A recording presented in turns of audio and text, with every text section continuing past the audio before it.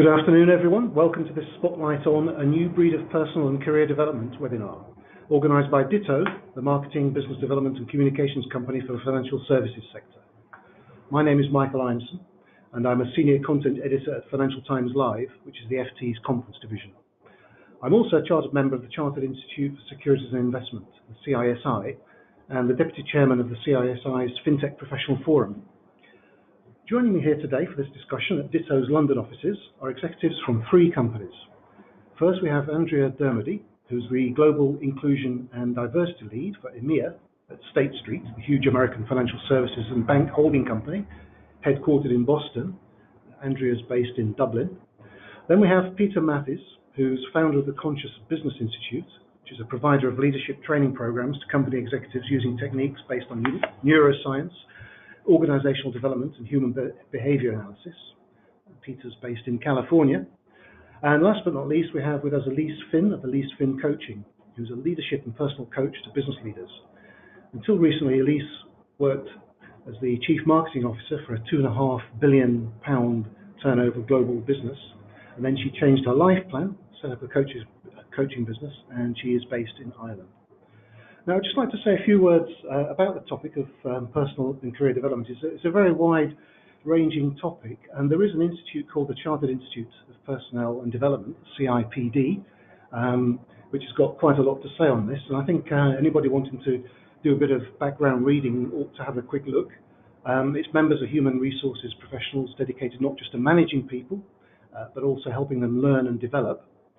And within this learning and development concept, there's the subcategory of coaching and mentoring. The CIPD says in one of its fact sheets, coaching and mentoring is a one-to-one conversation between an expert and an individual to develop that individual's skills, knowledge and performance. It's an extremely valuable thing for senior executives to take part in. And as part of learning and development, we also have this work-life balance idea. Most of us work to live, not live to work, so you have to get the work-life balance right. Part of that is flexible working, which helps people achieve a work-life balance, and the CIPD has got quite a lot to say on that as well. In fact, it's co-chairing a government task force called the Flexible Working Task Force. And last week, 14th of January, that task force published guidance for employers on how to champion flexibility. And as for the FT, where I work, well, it plays an important part in executive training through its non-executive directors club, which runs workshops, networking events and formal courses. And the FT also has a special section on its website called Leadership, Work-Life Balance and Flexible Working. These are three different sections, and it's worth having a look at those. You can find interesting news items in there. In fact, only 2 or 3 weeks ago, there's an article in there headlined, Leaders Who Prize Overwork Create Burnout Cultures. And it had the secondary headline, Climbing the Corporate Ladder has turned into an endurance test and we all suffer. And funnily enough, it was accompanied by a photo of Elon Musk, quoting him as saying that nobody has ever changed the world on 40 hours a week. Well, we've heard how from him how working ridiculously long hours can actually have a very negative effect. So I think I've given you a good idea of what this webinar is all about. The format is simple. I'll ask each of our panelists to introduce themselves and tell us about their job roles, especially in relation to advising people on their personal and career development. Then I'll ask them a few key questions. You, the listeners, can ask questions via the website. So please do, the webinar website on the Ditto site. So please do send in some and I'll try to get those questions in from you towards the end. And then we'll wrap up with some concluding remarks. So first off, let's start with Andrea Dermody from State Street. Can you, Andrea, tell us about your job and your role in advising the bank's staff on their personal and career development? Certainly, Michael. So I've spent a large part of my career actually in the learning and talent management space. And as part of that work, I was given remit to look after the development of our female talent within the organisation. And that definitely led me into more interest around inclusion and diversity. And about 4 years ago, I took over the role of the lead for EMEA for inclusion and diversity for State Street. Now, big picture, that means I have responsibility for the overall strategy for State Street, for the region, which is about us working to ensure that everyone feels included when they come to work with us.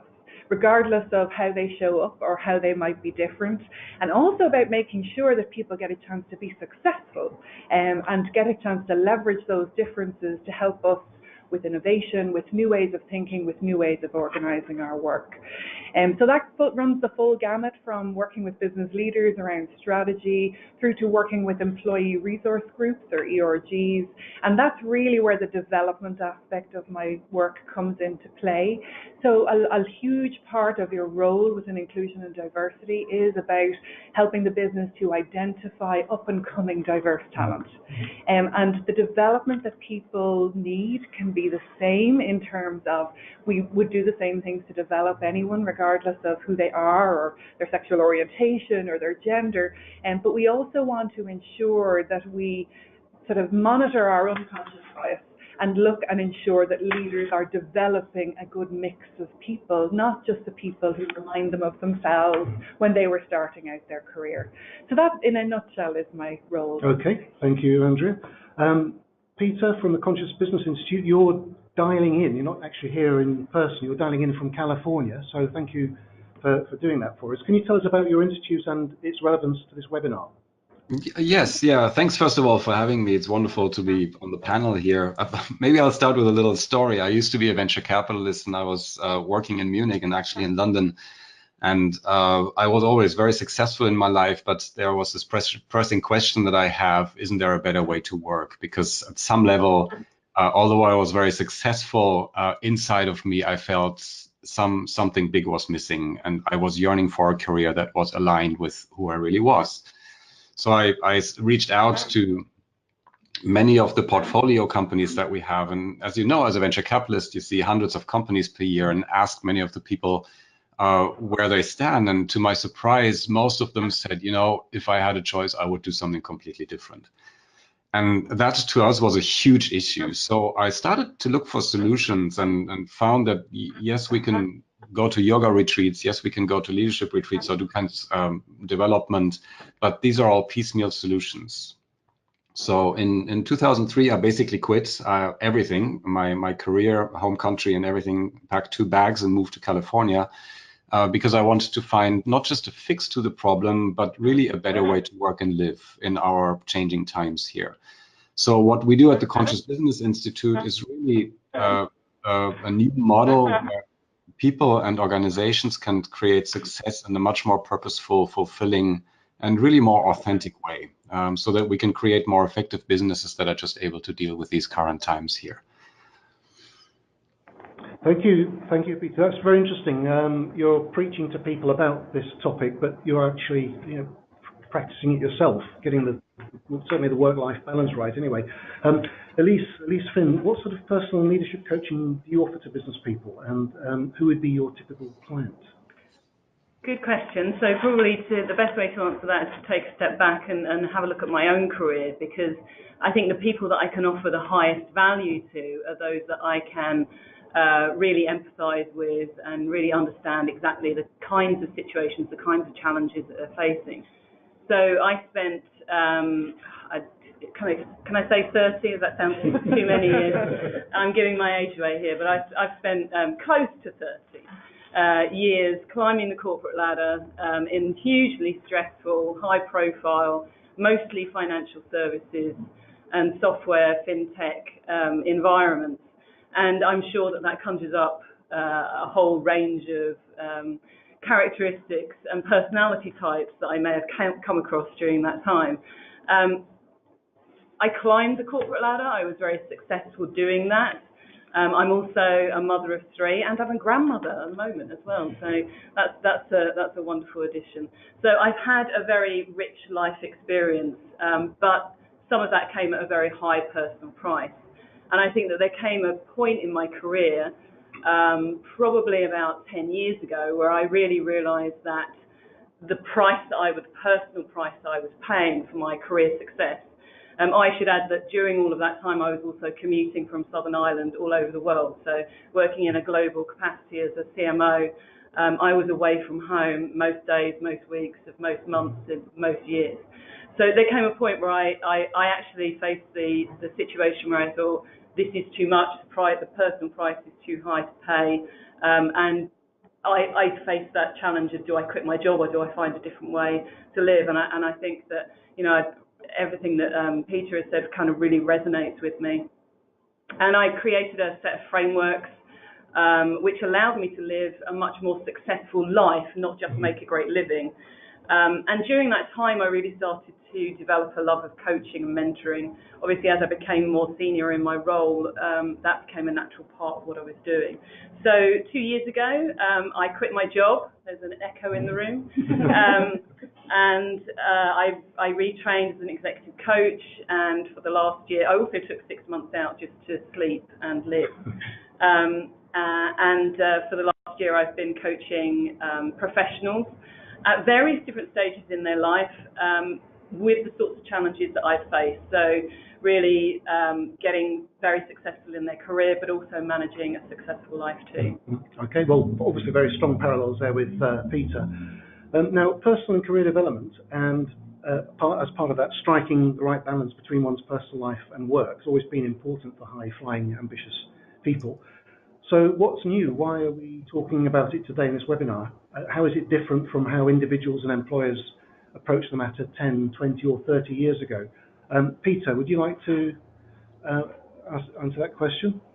Sure, I'll take a stab at that. Yeah, I think it has been around for a long time, 10, 20 years, as you said, probably much longer.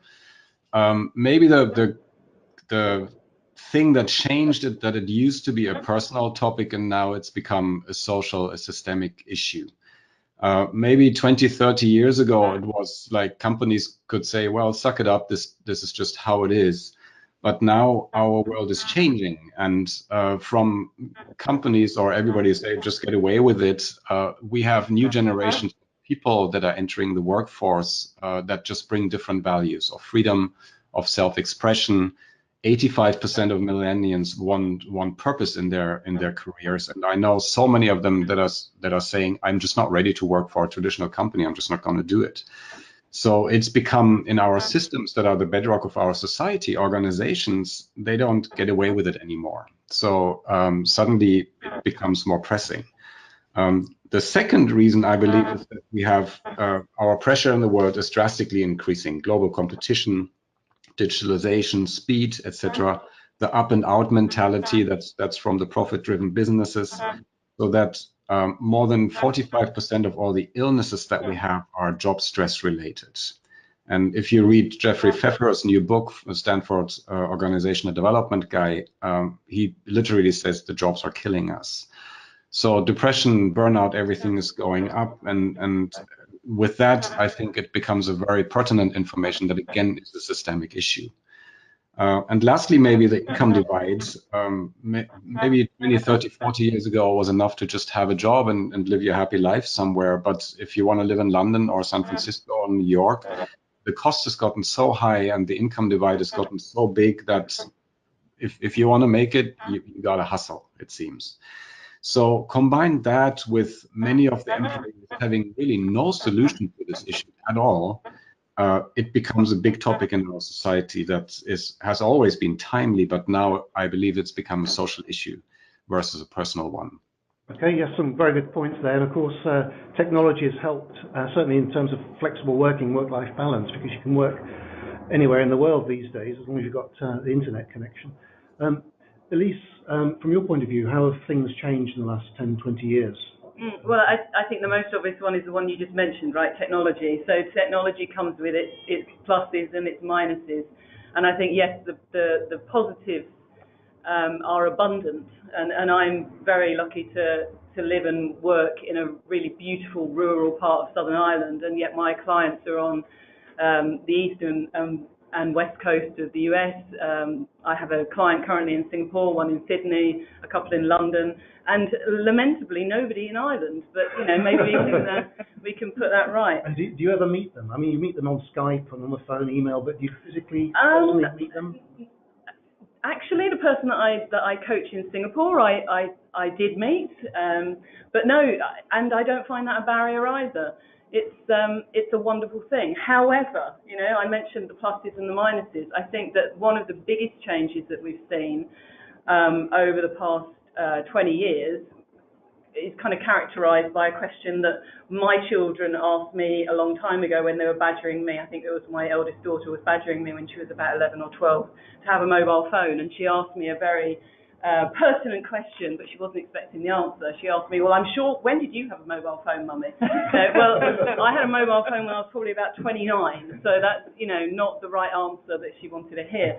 Technology has transformed our lives, you know, in some ways for the better, but I think particularly in this always-on environment, there is increasing pressure for us to be able to manage our lives and our work so that it's more of a flow, and that we are able to use the technology for positive, but not get lost in that, you know, crushing need to always be answering emails and always available.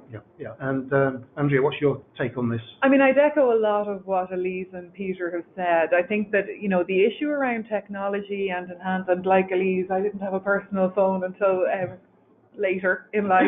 I'm not going to age myself. But I think it's the other side of the connectivity advantage that as organizations we need to be paying attention to. And that's people answering emails or having the expectation that you would answer emails at 10 and 11 o'clock at night. And I think that in a way is one of the reasons why for organizations that those issues around stress and burnout that Peter alluded to are very important for us. If we want to keep people working, successful, thriving in our organizations, we need to do something differently, and that's why it becomes important for us as an organization. Now, I think the other one, which Peter alluded to, is about the talent we're trying to attract to our businesses. If millennials being one group, but I'm also thinking about people who may have, for example, carer responsibilities, parenting responsibilities, and it's State Street, when we think about flexibility, you don't have to be part of one of those two groups. We just have to be able to manage it as a business. So if you're training for a marathon, that's just a good reason to apply for flex. As you know, parenting responsibility or carer responsibilities. So I think those are the two issues. One is definitely this always-on issue that Elise mentioned in relation to the technology, but I do think the other is about labour market demand. And if we want to attract the next high-flying talented leaders, the next cohort of ambitious individuals from across diverse populations, we cannot ignore that this is something that they're looking for. Mm-hmm. Well, your role is specifically inclusion and diversity, which obviously touches heavily on what we're here to talk about today, career development, personal development. I just wonder how successful your company has been in this area, because there are all sorts of tables that certainly come out in the UK about inclusion and diversity, thinking of, for instance, the gender pay gap. So how do you compare with other large organisations? You must have some kind of way of measuring competitor analysis, if you like. We do, of course, and our leaders demand it. If I'm sitting around the table with a group of senior leaders, they do want to know, how do we measure up against the marketplace?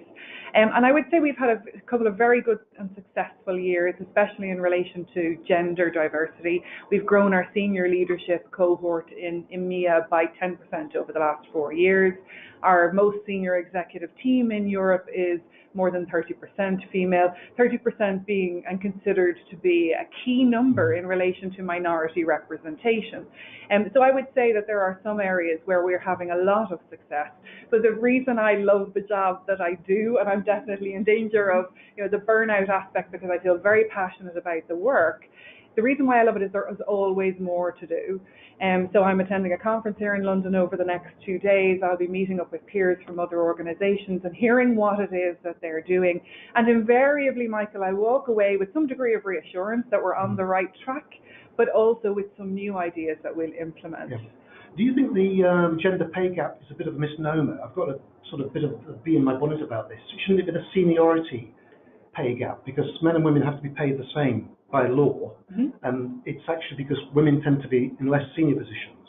That's why they discriminate against, because they tend to be younger and less senior. For instance, the FT, when this became a big issue, would carry lots of articles and opinion pieces on the gender pay gap, and then somebody pointed out in a letter to the FT that the FT's own figures showed that there was actually quite a large gender pay gap at the FT. And an email went round internally from human resources to all the staff, myself included, saying that, well, actually, the reason is it's a seniority pay gap, not a gender pay gap, because most senior people at the FT are still men. I think that's definitely a component. If you read any of the gender pay gap reports that have been published, including our own, they allude to the fact that representation is key. But I think there's two elements to it. One is the seniority and the representation in those senior roles.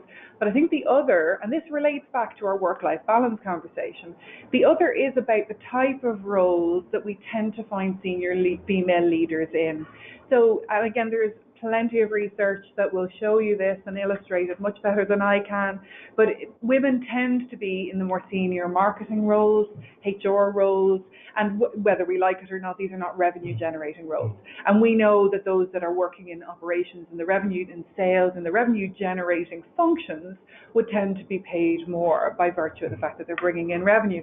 So I think that sometimes gets clouded. I think it'll be interesting to see what happens. There's plenty of other jurisdictions talking about gender pay gap reporting and looking at different ways in which to calculate and record that. So I think it'll be interesting to see how that emerges. Yeah. But you're right, it is a seniority gap as well. And Peter, do you have anything to say on that? Does that come within your remit when you're teaching your executives? Does that ever come up as an issue? Peter Matthies? Sorry, I'm muted here. I'm just unmuting myself. Just maybe from one or two examples that we have, because we work with large organizations, BMW and Intel, Starbucks, those kind of companies, and I don't want to name one in particular here, but we were working with one that was doing a diversity and inclusion program, and we reframed the conversation not to men and women, which it seems to be in Europe mostly, but to female and masculine principles. And it turns out that 50% of the program participants were men, because they had a yearning to express some part of their personality that wasn't expressed in the job. So the question that we asked is, are you creating an organization, an environment where the female qualities of somebody, whether it's men or women, are really want to work? And we came to the conclusion, no, this is so masculine driven, this is so sterile, this environment, that a little more soft personality would want to work there if they're in the sound mind, basically. They'd much rather stay home. So I think that the conversation can be expanded into how can we show up as full individual beings, whether it's men, whether it's women, it doesn't really matter, with our full authenticity in those kind of qualities, masculine and feminine qualities. Okay, thank you. And Elise, is this something you talk to your clients about when you're coaching them, or is it? Yeah, I think the thing that I do work with a lot of women, so I work with more women than men. Although I'm not biased in terms of my choice of client. I do think that a lot of the women that I work with, rightly or wrongly, perceive that they need to work harder than their male counterparts, their male peers, in order to succeed. Now, whether that is a very real thing, or whether it's going on in their head alone, I don't know, but it's real to them. So it manifests as an internal driver for them to challenge their own status quo even more. So I think that it's very difficult for women who get senior in organisations to rid themselves of that thought. If you grow up with it and if you experience it, then it gets reinforced. So how you respond to that, obviously, depends on how good a coach you have, maybe. But yeah, I mean, they do feel as though they need to work harder, and that becomes a vicious cycle. And they look for bias, because of their own bias, they look for positive outcomes from that, and that makes the whole work-life balance. Because women still are at home, the primary carers as well. So if they're mothers, that exacerbates the issue. So I see that an awful lot with my female clients. Yeah. Okay. I'd just like to go back to Peter at the Conscious Business Institute. I was reading with great interest your website, as I have done with the other people around the table here, and I've read about your 5 modules that sum up what it's all about. Getting people to be themselves, that's one module. Another is teaching them to communicate with colleagues and build teams. You've got 2 modules on developing business skills, and there's a module on what it takes to be a leader. But that, to me, doesn't seem that new. There's lots of what I would call, in layman's terms, motivational coaches, business teaching business executives. So what is it about your business that's different, would you say, that sets you apart from what other organizations are doing in this area, training executives? How is yours different? Yeah, great question. Thank you. You're getting me on a roll here. Believe me, I've taken many leadership programs myself in China, in the United States, from leading business schools. So the last thing I wanted to do when I founded the Conscious Business Institute is develop yet another leadership program or team building program or something. So what we have developed at the Conscious Business Institute is really not a leadership program or team building program, but it's really a structured, a step-by-step system to build key areas for an inspiring business. So if you look at SAP, for example, or if you look at other software solutions, they give you a complete, clear picture of how much you have in the bank, how many people are employed in your organization, what's in your warehouse. But many organizations have no idea what the people are really thinking, where their people stand, what's going on in their teams. So our idea is to really create a system that can level a company up to a completely new level of performance, and to create a system that leaders can manage to. And part of that are those 5 identities, the self-expression. People can be themselves. They can really connect in teams so that we can create collaboration. Having a purpose-driven culture because we all want to make a difference. Then be financially successful and have a leadership paradigm around it. So rather than just another leadership program, this is an end-to-end system for building better organizations. Yep. Okay, that's a good explanation. And Elise, yours is, there's parallels, but yours is quite different. I mean, you name your business after yourself, whereas Peter's got this, it's got an institute in its name. It's got a sort of academic feel to it. Yours is a more personal approach, and it's obvious looking at the website as well. 2 different approaches there, but I'm sure you're both very successful. So what makes you stand out, do you think? Well, I mean, my brand values are all around being expert, being personal, and being courageous. And what do I mean by that? They sound very marketing. Well, you might expect that from me, maybe. The expert piece is that I really enjoy coaching people who I understand their context, I understand their challenge. If I haven't been there, I've seen something very similar. The personal piece is I personally coach individuals and teams. I don't outsource. I don't have a team of coaches. I do have a set of frameworks that I use because I am quite a structured person in terms of my approach to coaching, but it is a lot of it is one-to-one and it is personal. And I think that's important for me in terms of how I can help organizations and individuals transform. There is a very personal element to that. And the courageous piece is all around facing the challenges head on, and making sure that we go deep enough that we are getting to the root of the problem and not just addressing some of the symptoms. So that's a bit about the ethos of how I coach. Andrea, I wanted to talk to you very briefly, or ask you a question about the work-life balance, which is a very good thing, but I'm playing devil's advocate here. Just wondering if getting the work-life balance right, whether it's for a man or a woman, is a bit of a luxury. Because from the company's point of view, it's giving a lot of people time off from work. They've had lots of time off to have children, whether it's a man or a woman. Some of them work from home. They get a sabbatical at the FT. Every journalist gets a sabbatical after 4 years. The sabbatical is only 4 weeks, but it's an extra 4 weeks holiday on top of their 6 weeks holiday already. So how do you ensure that it doesn't bump up staff costs and damage your productivity? And then from the employee's point of view, if they have all that time off that I've just mentioned, isn't it going to be difficult for them to catch up when they get back with their colleagues who haven't had that time off, who've moved up the career ladder? So there's a couple of different questions in there, Michael. Thank you. I think one of the issues, definitely for organisations around leave, is ensuring that we do a good job helping people to off-ramp and on-ramp. There's a very famous book about that, published in the US a number of years ago. And I think especially if you're talking about something like maternity leave, which does have a cost associated with it, and for more and more organisations now, the paternity leave also has a cost element. It's important that we do helps people to leave the organization and help them to come back and get on back on the career track if that is what they want to do. So that's, I think, the context from an organizational point of view. I think the other element of that context comes back to our topic for today. Someone being out of the organization for a period of time does give their managers an opportunity to give someone else a step up. And I think too often we look at the negative side of someone being missing and don't take advantage of that opportunity.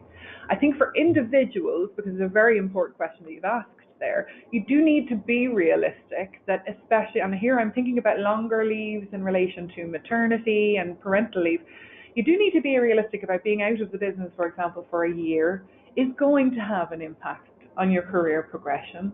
So it's important when you come back into the organization, take advantage of that support the organization is giving you, get back on track, get back on the career track if that's what you want to do. So I think there's a couple of different elements in relation to it, but I think one of the important points that we haven't talked about is in relation to societal change in terms of caring. And Elise mentioned this earlier on, in terms of caring for children and older parents or others in the home that might be require care, we still expect that to be the job of females. And I think one of the ways we need to develop as societies is to get more gender neutral in relation to who that leave belongs to and who should be taking that leave. And what you do then is take it out of a manager's thought process when they're looking at hiring. Well, this person might go on maternity leave. So that's my own personal view on it. I can see why there could be ways sociologically why you could do that. But biologically, men and women are different, and psychologically they are. So I think you're always going to have a problem to get a direct 50-50 split between, say, male carers and female carers. Would you agree?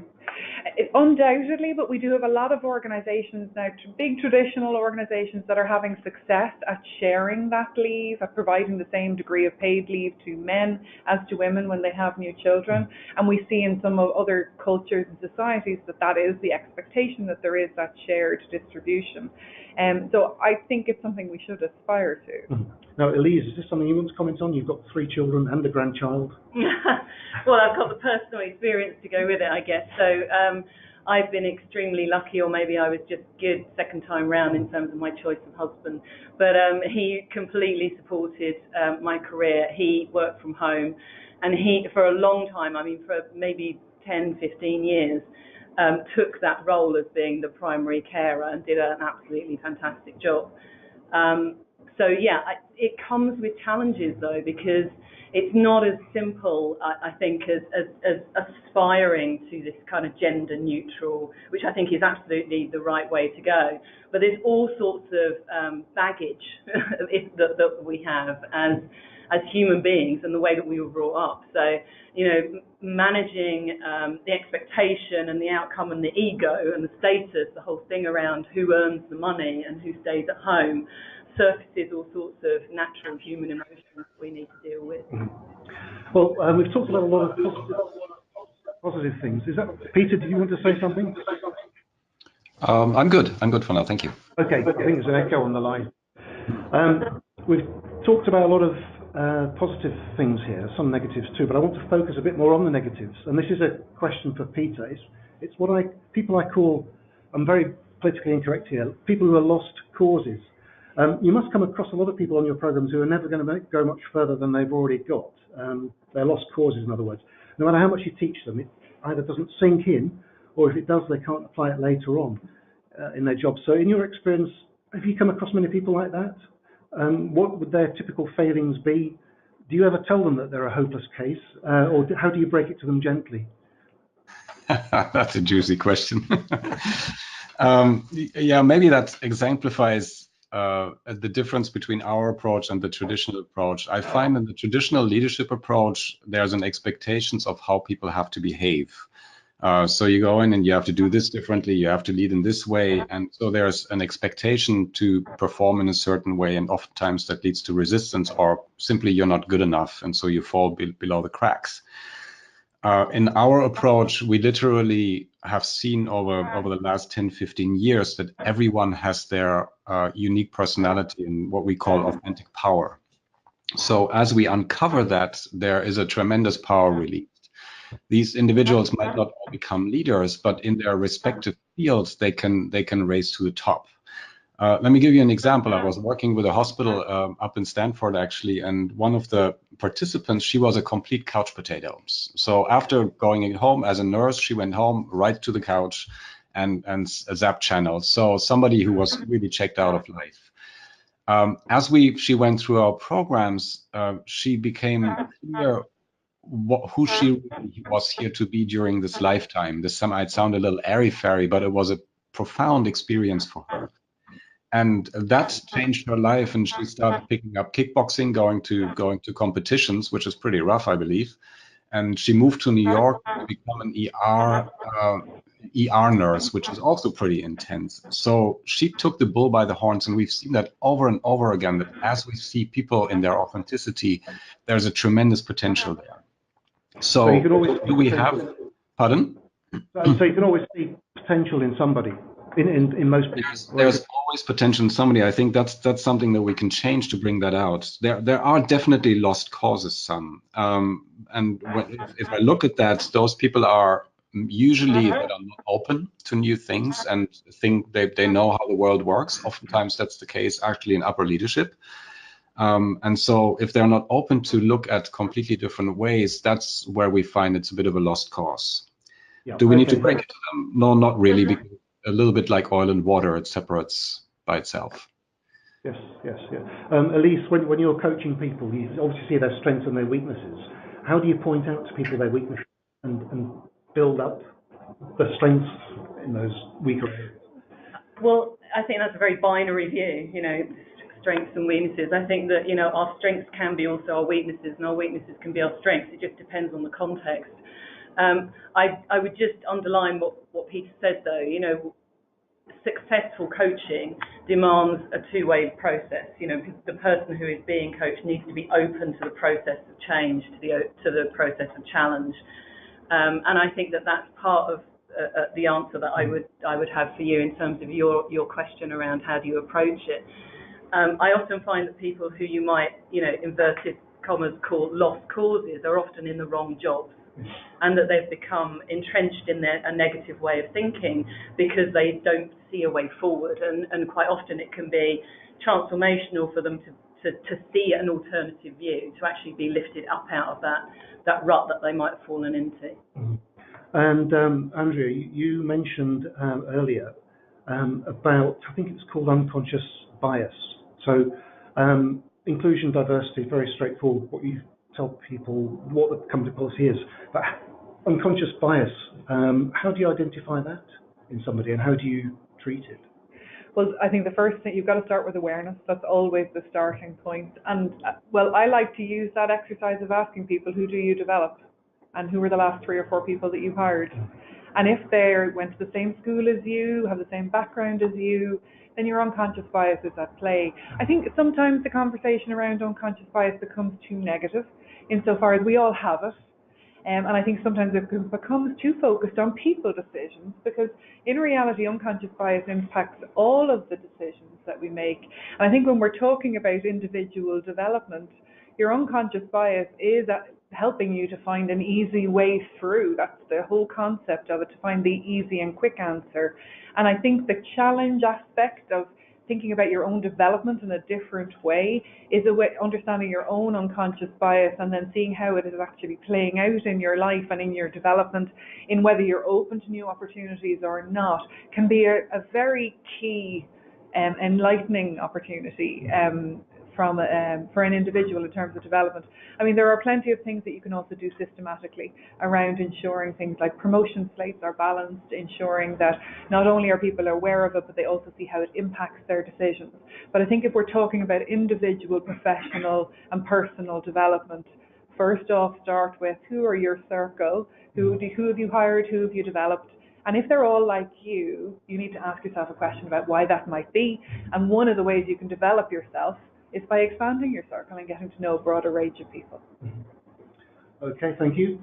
Now, Elise, on your LinkedIn profile, it says that you believe that successful leaders are self-aware, influential, and in service to others. Now, that phrase, in service to others, is interesting because it's often the public perception of business leaders people often think that business leaders, especially those on the left of the political spectrum, think that business leaders are just selfish, self-interested, want to wield power, earn money, rather than serve others. In other words, they're serving themselves rather than workers. Now, it's only natural for people to put themselves first, but they need to be considerate of others. So you must find some really typical, what some people call alpha males, who really are business focused, and to the outside world might appear inconsiderate to others. Can you identify that in somebody? And would you attempt to correct it, or would you just? Yeah, I've seen plenty of those people in my career. In your coaching, would you spot that in them and tell them gently that they've maybe been a bit too aggressive or too inconsiderate? Well, first of all, I think telling anybody something that they don't want to hear in a coaching environment like that isn't necessarily going to land well or have any kind of impact. I mean, Andrea said it when she said it's about self-awareness. So I think it's about them recognizing in themselves the impact of their behavior on their team, on individuals in their team, and ultimately on that performance. So this isn't, in service to others, isn't some kind of kumbaya, let's all sit around in a circle and hold hands and chant. This actually has very sound commercial evidence around empowering a successful organization and allowing the people who are best placed to create that success to go and do it rather than be ruled by, an iron fist or fear or, some other negative lever. So I think, to put it in really simple terms, I think a great leader has three things to do. I think the first thing is to create the right mission, the right purpose, and the goals that will get the organization there, and to get the buy-in and the co-creation that makes everybody in the team feel as though they own a part of that. So that's the first thing. I think the second thing is they need to be really clear that they are recruiting the right people to do those jobs, and the whole self-awareness around unconscious bias comes into that recruitment. Recruiting the right people to be successful in those jobs doesn't mean recruiting people that you know, like, and trust because they look like you. And then there's just one more thing for a great leader to do, and that's to get out of the way of them doing that job to their best ability and to help them and serve them in doing that job. So I think, it has sound commercial foundation, and that good leaders just need to look to those three things. Mm-hmm. Peter, what would you have to say about that, about getting leaders to be considerate of others as well as being successful in their work and making money for the company?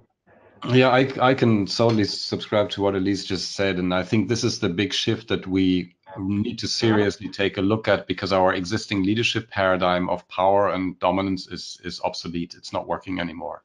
It works for a few people, but not for our world at large. And another paradigm that we can shift towards is what you've just talked about, servant leadership, we call it, so that the leader is actually of service to a higher purpose and his team. Because what we found is actually quite simple. If the leader takes care of his people, the people take care of the company. If the leader takes care of his own business, of his own power, of his own advancement, the people need to take care for themselves. And this is what we see in many companies happening. So I think it's a very, very profound, but also necessary shift that we need to do. Mm-hmm. Do you think there's much of a difference between business leaders in the US and in Europe, UK in particular? Or do you think that we're now such a big global village that there aren't that many differences? Yes, there are definitely big difference in the way companies are run here and in UK or Germany, where I've seen many companies all over the world. And there are many differences, but in the end, it comes down to human behavior. And we are all driven by certain instincts or certain desires, and there I find them to be very much similar all across the world. So on the surface, yes, there are many differences that we need to pay attention to very closely. For example, in the United States, leaders tend to keep more control. They want to have a more collaborative culture, but in the end, they make the decision. I find it in Europe that decisions are much broader in the organization than here sometimes. Andrea, you have global in your job title, so you're well placed to talk about this, cultural differences. You're based in Ireland, EMEA head offices in London, your company's head offices in Boston. You've got global remit. How does the approach in State Street differ from region to region, if at all, or do you take a global approach? And secondly, how might culture within these regions differ anyway, if we're talking about outside a big organisation? Well, my remit is actually, it's for Europe, the global in the title is named the function, but in respect of the culture around EMEA, one of the values of State Street is global force, local citizen. And the way we incorporate that into the work that we're doing is that we do look at the external culture and we take our cues from local people in terms of how we do our inclusion and diversity work. Now, a really good example of that would be the work that you do around sexual orientation and around LGBT plus inclusion. There are conversations that you can kick off in the UK or in Ireland that you'd need to think twice about kicking off in locations like in some of the locations in continental Europe where we're based.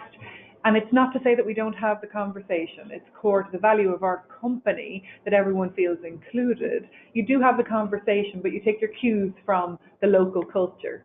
And you perhaps start the conversation in a different way. So you've got to get the balance right between the corporate culture and the global corporate culture and the local culture. And we're very lucky insofar as a lot of the work that we do is done through very passionate employee resource groups, which are run by employees, that they do it on top of their day job. So when we talk about them sort of contributing back to the organisation and in the service of others, these are definitely a group of people who live that every day. And they are, if you like, our eyes and ears on the ground. They help us to understand the local culture and how anything that we might be thinking of doing might be received in a certain location. I think from a leadership point of view, that's a very key skill for leaders to have, to understand that, Peter described there the difference between the command and control versus more collaborative approach, and to understand that one or other or some combination of the two may be received differently in different cultures. And I think also the development, the way in which we develop our people may require slightly different nuances in different locations. Mm-hmm. And Elise, what sort of cultural differences do you notice because your clients are all around the world? Mm-hmm. I don't imagine they're all British or they're all American. There must be various nationalities as well. So how absolutely, that's usual for me because I've all of my career I've worked in global roles and come across people from many different cultures and geographies, and I do think that there are quite big cultural differences, particularly with Asia.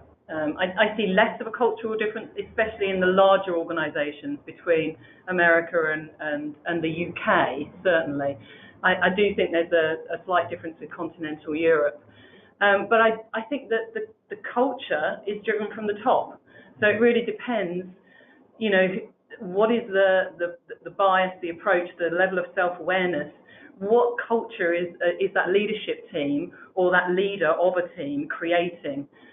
Because yes, it's in the context of the geographical influence, but I think the leadership team and maybe an individual has a almost as important place to play there. Yeah, okay. I don't know if it's worth mentioning a rather mundane subject, CPD, Continuing Professional Development. I mentioned at the outset that I'm a member of the Chartered Institute for Securities and Investment, and to maintain my chartered status, I have to complete at least 35 CPD hours a year. Does that come into anything that you do? Is that CPD a bit below your level? No, coaching absolutely. So I'm accredited. I'm an accredited coach. I'm part of the International Coaching Federation. I'm accredited with the Academy of Executive Coaches. And yes, it's an annual. So you have to do CPD. Absolutely, it's an annual. But when you're advising your clients, do you ever talk to them about it's important to get their CPD? Yes, absolutely. It's I think continuing, or at least even if it's not an official process like that, certainly an interest in continuing development individually for your whole self, for your whole life. Not necessarily just in a narrow space. is incredibly important for us as human beings, because we like to move forward, we like to progress, we like to think that we are moving in the right direction, and I think that's an important part. Yeah, Peter, do you have anything to say on CPD? Not so much, no. We've looked at that very thoroughly, but we like to really be more valued by our customers and see whether it works or not. Because if we break the paradigm, if we really create something new, there's oftentimes no CPD for that yet. So we see it a little bit through different lenses. Right. Well, we're almost at the end of our webinar. I don't know if there are any questions that have come in from listeners. I'm going to be advised of that in a moment. Is there anything that you think that we've missed, Elise, in this discussion? Is there any particular? Well, I would bring it back to the original conversation around work-life balance, and I posted a video on LinkedIn actually. I got quite a lot of interaction, so I thought it was worth bringing back to this forum. I have a point of view about work-life balance, is that it's a bit old-fashioned, it's a bit outdated because of everything that has changed in the workplace over the last 20 years. Work and life is not, two separate binary things. You don't take from one to give to the other. Work is part of our lives. And I think that achieving some kind of balance is about many different things. There are so many different aspects to our lives, like, our health, our relationships, our friendships, our family, our finances, that we need to get right, that we need to get in a state of harmony for us to feel as though we are being successful in life. And actually, I've written, it's something that I coach my clients on an awful lot, and I've written a quick start in terms of recouping some or addressing some of the imbalance in areas of our lives where, if we are consumed by work, we tend to be in deficit. So I'd be happy to make that available to all the listeners if they're interested in downloading it. Okay, thank you. And Peter, just going back to your website, it's all very business oriented, about getting people to be better business leaders. Do you ever coach people on the importance of this work-life balance, making sure that even though they're coming to you to learn how to be better leaders, do you talk to them about how they must devote some of their time to hobbies, their family, and so on? Yeah, absolutely. Although we say we do leadership and it's an outcome of what we do, our work is not done if the people doesn't create holistic success. And by holistic success, we mean business success, obviously, and financial success. But if they don't really create a life that they love, our work is not done. And that goes back to a very systemic change that we're looking at, is that I'm going to bring it up here, although it's a big topic, is that we find that our model of success is fundamentally broken. It's actually the reason why we're in this situation. If you follow me for a sec, if you've been brought up, you need to get a good education, you need to be the best, you have a good job, you need to make money, buy a house, maybe get a boat, marry, get kids, have a house. And down the road, you might study something like myself that's really not yourself, that's really not a representation of who you are. And you spend 15 years in a job that you might not like so much. And at some point in time, you just wake up in the morning and say, I'm still not happy. What's happening here? I think that what we can do as individuals, whether we are 25, 35, or 55, it doesn't really matter. Really, the only thing that we can do is to re-examine how we've been pursuing success, and that the model that we've pursued success, to strive ahead, etc., is really not working for 95% of our population. And instead, what we can do is we can really start at the root and say, again, what's my authenticity? Who am I here to be? And where did I veer off from that path in my life? Yeah. And okay. Thanks. Go ahead. Yeah. Sorry to interrupt. We've got a question here coming in from one of our listeners, which I'd like to ask each of our participants here. This question from Tom in New York. Which companies or chief executives do you think are setting a high watermark for other firms to follow? This is a general question, not just about work-life balance, but it's about the whole topic, personal and career development. So, Andrea, are there any, apart from your own company, are there any others you think are setting, and individuals who set the high watermark that others? Well, I don't like to comment on what other organisations are doing. Michael, you guessed correctly that, of course, the answer is Ron O'Hanley and State Street. I think that can vary as well depending on your industry. So thinking about the corporate view, you do need to realize the market in which you operate as an organization, and you do need to take into account the individual culture of your organization, which Elise alluded to there earlier on, in terms of that culture is set from the top of the organization. So when you're thinking about best in class, and a lot of the other organizations that I talk to about D&I, they're talking about, well, we're not doing this, this, and this. And in reality, they are doing some of the activity that you would expect, and they are doing it well and having an impact. We get far too focused on what is everybody else doing, I need to do the new bright shiny thing, but that could be very different for your organization and your organizational culture. Okay, thank you. Elise, anybody spring to mind, any company that springs to mind? Yes, but I'm not sure that I could name them in this kind of forum. I think the people who are really making a difference are those that understand that we're all work in progress. There isn't this utopia that we can, suddenly get to and tick the box and it's done. And I think, that tick box approach is quite evident in some of the organisations that are shouting loud about how they are the best in class in this particular field. So recognising that we're work in progress and allowing that level playing field in terms of hearing the voice of everybody within the organisation and what's important to them. Right, okay. Peter, can I press you to nominate your role model? Elon Musk, Tesla?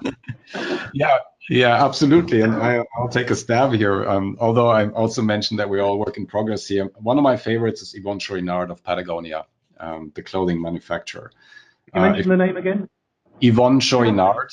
If you read his book, if you look at the company, how it's run, it's very impressive to me. And so other suspects are if Zappos is the shoe retailer that was purchased by Amazon. Tony Hsieh, how he built his company, is very impressive to me. One of the most impressive cultures. Companies from all over the world travel to learn from them. And other ones that are more visible are maybe Howard Schultz of Starbucks, how he built the people culture there, or Richard Branson, who I really admire. Great, thank you, Peter. Thanks for naming your favourites. We've only got 1 minute left, so we just need to wrap up.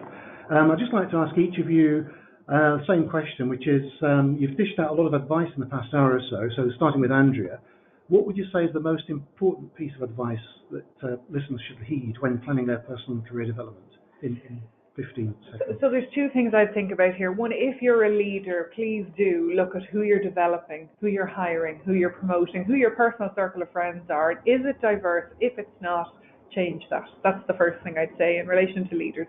As an individual, I would say really take control of your personal development. At the end of the day, the person who has your best professional interests at heart is you. So understand what that might be, understand what your strengths and weaknesses are, and understand what the next best thing might be for you. I think look outside traditional models of learning and do think about putting your hand up for the next exciting project. Okay, thank you. And Peter, your pearl of wisdom? Maybe mine would be probably that if you look at your own success or the company you're working for, that success of your company, it stops growing where you or the company's leaders' consciousness has stopped growing. There's a direct correlation to that. So if we want to create more holistic success, it's not about doing more or doing something different, but really to listening to people that we would otherwise not listen to and consider completely new things if we want to expand our consciousness and thereby our success. Thank you. And Elise? I think that the main thing that I would say is seek expert advice. You will accelerate your development, your self-awareness by talking to an expert in whichever field you feel that you need to develop. Don't try and do it on your own. We're human social beings. We learn much better as a cohort. And the only other piece I would say is focus on being in service to others, because as we help others, we help ourselves. Well, that's all some very good advice from the three of you. Thank you very much. Lots to think about and take away there. Now, this has been a live broadcast, but it's been recorded and it will be uploaded to the Ditto website. It's going to be available from tomorrow, I believe. Yes, I'm nodded up there. So you can listen to it again if you wish, share it with your colleagues. Our next spotlight is going to be on financial regulation and RegTech on Wednesday, the 27th of February, I believe. Yes, again, I'm getting a positive nod. If you haven't already received notification about this, you can find full details by going to the Ditto website and clicking on the Spotlight tab at the top of the page. So that's all. Thank you very much for listening, and thank you to our panelists for taking part. Andrea, Dermody, Peter, Matthies, and Elise Finn. Thank you. Thank you. Thank you, Michael. Thank you.